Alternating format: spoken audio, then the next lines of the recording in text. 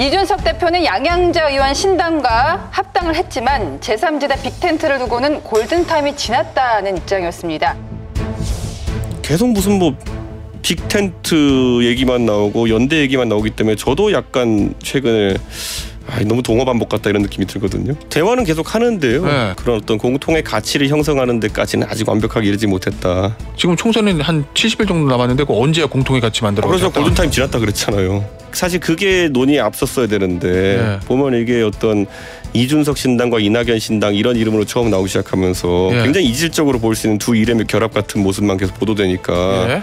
저는 그건 오히려 산술합보다도 안 나올 수 있는 결과를 초래한다 보거든요. 이준석 대표의 속내 어떤 걸까요? 제가 이 대표한테 직접 물어봤어요. 내가 볼 때 당신이 이러한 고민인 것 같은데 맞지 않냐라고 하니까 이제 인정을 하던데 본질적으로 이준석 대표는 이런 게 있는 것 같습니다. 지금 당에서 독립해서 나왔지 않습니까? 마음 맞는 사람들하고 덩치는 작지만은 마음도 맞고 손발도 잘 맞고 하고 싶은 이야기하고 되게 재밌을 거예요. 그리고 이제 강한 지지자들도 붙어 있고. 그러니까 이대로만 해도 괜찮을 것 같다라는 게 있는 거고 하지만 더 크게 본다면은 이낙연, 금태섭, 뭐 원칙과 상식, 양양자 이쪽하고 합친다면은 제3의 이걸 한다면은 리스크는 있지만은 돌아올 수 있는 게 훨씬 큰 건 있거든요. 한국 정치의 구도를 본질적으로 바꿀 수 있는 데까지 전 갈 수 있다고 봐요. 그리고 이 멤버들이 다 겹치지가 않아요. 이낙연 전 대표는 조직, 호남에 그리고 원칙과 상식은 말하자면 배지, 이준석은 지지율, 금태섭 쪽은 약간 일찍 준비해서 컨텐츠, 뭐 양양자는 IT, 그러니까 합집합을 형성해서 시너지 효과를 내기가 되게 괜찮단 말이에요. 괜찮다고 보시네요. 예, 그러니까 이걸 한다면은 더 대박이 날 수 있을 건데 중에서 아직까지 결정을 완벽하게는 못한 것 같아요. 그러니까 머리로는 빅텐트, 삼지대가 합치는 쪽인데 이제 마음은 그래도 우리끼리. 또 이쪽도 있는 것 같고. 저는 전략적으로 이준석 대표가 제일 잘하고 있다고 봐요. 나오신 분들 중에서. 왜냐? 이준석 대표가 제일 잘하고 있다고 봐요. 나오신 분들 중에서. 왜냐? 탈당해봤고 창당해봤고 실패해봤기 때문에. 대표도 해봤고. 네. 그런 부분이 분명히 있습니다. 정책적으로도 그렇고. 아직은 보수의 젊은 세대로부터 더 많이 빨아들여야 돼요. 몸집을 키우기 위해서. 섞어가지고는 시너지가 안 난다라고 보기 때문에 이준석 대표의 워딩은 20일 단위로 바뀔 수밖에 없다. 20일 단위는 설 전입니다. 예. 설 전의 민심까지는 이 기조를 유지한다. 시간 지났다 빅텐트. 그렇게 얘기하면 멀리 떨어져야만 자기 몸집을 피울 수 있고 그 몸집으로 나중에 비례대표 의석을 나눌 것이기 때문에 지금 제일 나와 있는 블록 중에서 제일 말하자면 그 지지율이 높은 그걸 견인하고 싶은 부분이고 또 하나는 이번 현재의 그 파동 한 위원장과의 파동이 이준석 대표의 입지를 굉장히 줄이기 때문에 매우 초조해야 할 것이다.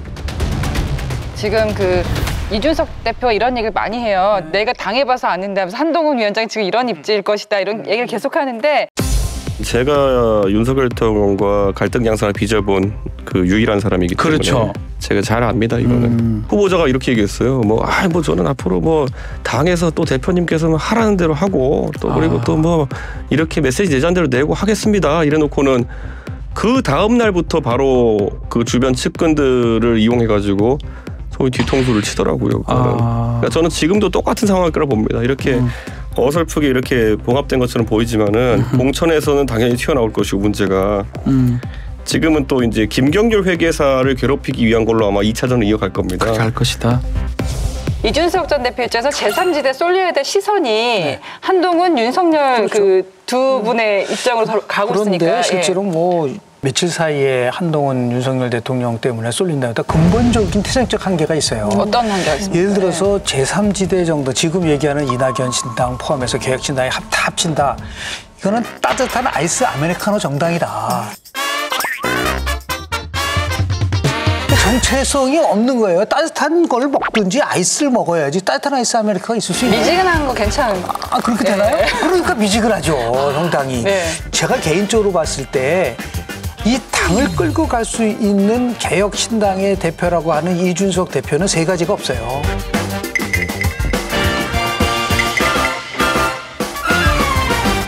첫 번째는 철학과 가치가 없다. 무슨 정치를 하려고 반윤석열을 가지고서 정치를 하는 거가 가치가 될 수 있나요?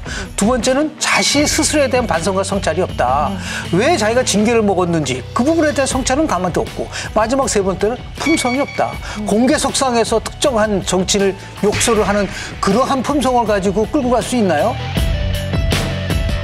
신당이 성공하는 걸 보면 몇 가지 조건들이 필요해요. 제일 좋은 지향하는 가치가 얼만큼 공감을 가지고 가느냐.